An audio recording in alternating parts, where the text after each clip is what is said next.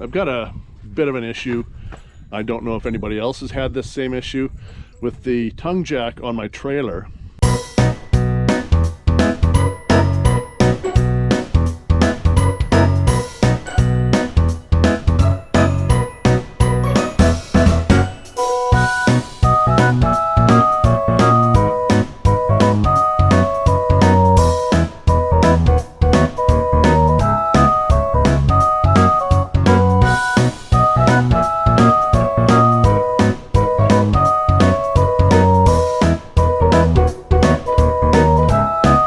Well, I made it home from work, and the rain from this morning turned into a beautiful sunny afternoon.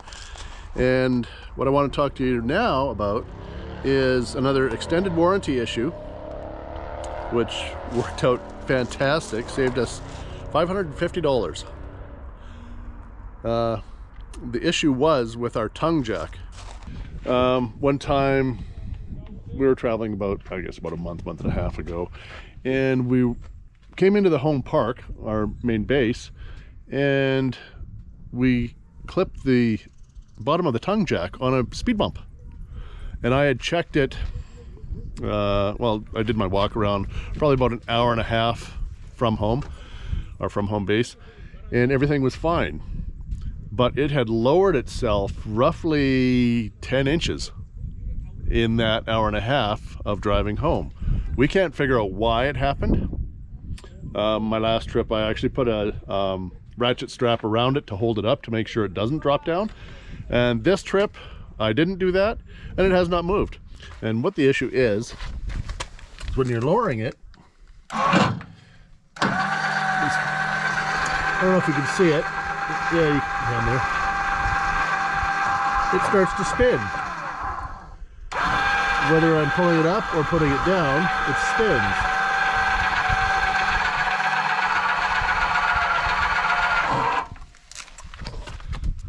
Is that a normal occurrence? I don't know. It's been doing it ever since I've been using it. I never thought it was much of an issue, but when we had that issue where it started to lower on its own, I didn't know if that was something to do with it or not. So maybe if anybody out there knows, pass the message on. I will be checking with the service techs at Troubleshooting to see if they have any idea. I'll also go to the, I believe it's a Lippert tongue jack that's on here, so I'll look on their website, see if there's anything that might be helpful. If not, well, just leave it as it is. Right now, I don't have the foot that came with it. I've stopped using that one. Instead, I've got just one of those little 5-ton pylons, little red pylon that supports the weight of the trailer, and it's much easier to use instead of having to pull a pin and disconnect the foot all the time. It helps quite a bit. It's a nice little unit. Actually, I'll just go and grab it and show you what I mean. Right now we're out at Lightning Lakes in Manning Park. Just had the drone up in the air and got some footage, and yeah, it's a pretty cool park. We're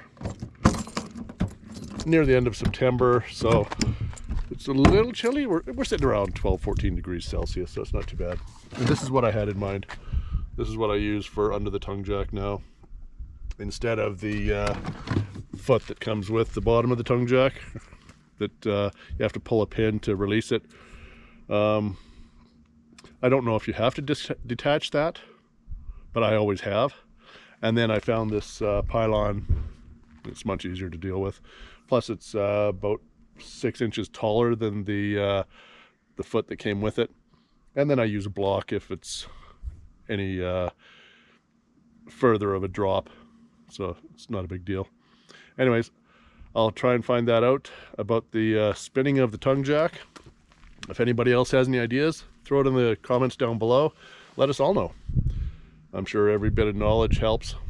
It's another wet day on the west coast here in the greater Vancouver area. Brent's been talking to you a little bit about this tongue jack that doesn't seem to be working right. So he's done some research on it, and he's made some calls and stuff turns out it's another warranty item. Woohoo! So the boys from Traveland are here today, and they are just taking it out of the box, and they are installing this thing. So we are getting a brand new jack. Brent will talk a little bit more about it with you because he can go into the technical parts of it. With the bottom spinning as it's retracting or lowering. That, I couldn't figure out if it was normal or not because it's pretty much done it from day one. It never lowered the trailer at all. I never had any problems with it, but apparently that was not normal. I heard from Carlson Stromberg, the makers of the original jack that came with the trailer, and they emailed me and told me the exact problem. Apparently there's a shear pin inside the motor or somewhere inside the jack that has sheared off or broken, cracked, but it's not working properly.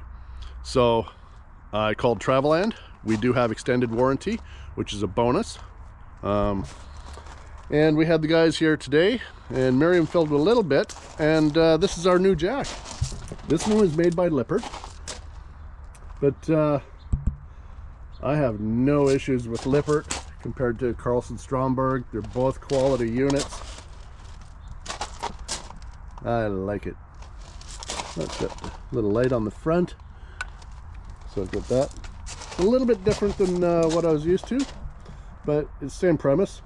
Lift leg, lower leg. So yeah, I'm really happy with it. I'm just gonna have to hide this power cord for it. I'm just gonna put that down inside this one here, bury that down inside somewhere. It just goes back under here. That's not really a huge issue at all. A little bit of tape and maybe a clamp or two. We'll see how that goes. Anyways, I'm really happy with it. So we got a new jack, Brent. Yes, we did. And we didn't even know that the other one was broken. Yeah, it was working fine.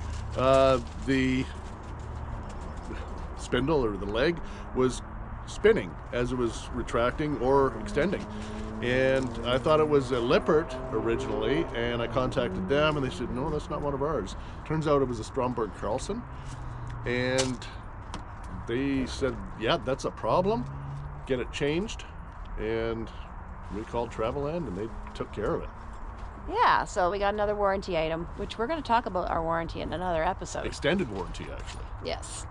So we got our new jack. This is the new one here. Buttons look a little beefier. Yeah.